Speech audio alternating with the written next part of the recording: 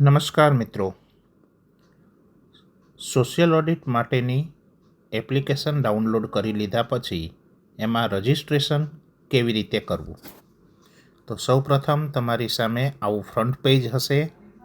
એમાં નીચેની સાઈડમાં એ રજિસ્ટ્રેશન એવું એક લખેલું બટન છે. અહીંયા તમે જોઈ શકો છો. આ બટન પર ક્લિક કરવાથી રજિસ્ટ્રેશન મેન્યુઅલ ખુલે છે. તમે એક આચાર્ય છો માટે તમારે પ્રિન્સિપાલ એના પર ક્લિક કરવાનું છે અને પછી એ પોતાનો સ્કૂલનો યુડાયસ નંબર એ એન્ટર કરવાનો છે. દાખલા તરીકે આ એક નંબર મેં એન્ટર કર્યો છે. યુડાયસ કોડ નાખ્યા બાદ પ્રિન્સિપાલનું પોતાનું નામ એ દાખલ કરવાનું છે. ત્યાર પછી પોતાનો મોબાઈલ નંબર એ એન્ટર કરવાનો છે અને ત્યારબાદ પોતાનું ઈમેલ આઈડી જે છે એને એન્ટર કરવાનો છે.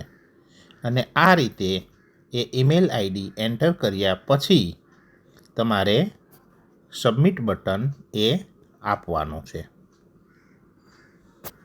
અને અહીંયા તમે જ્યારે સબમિટ કરશો એટલે તમારું રજિસ્ટ્રેશન થઈ જશે.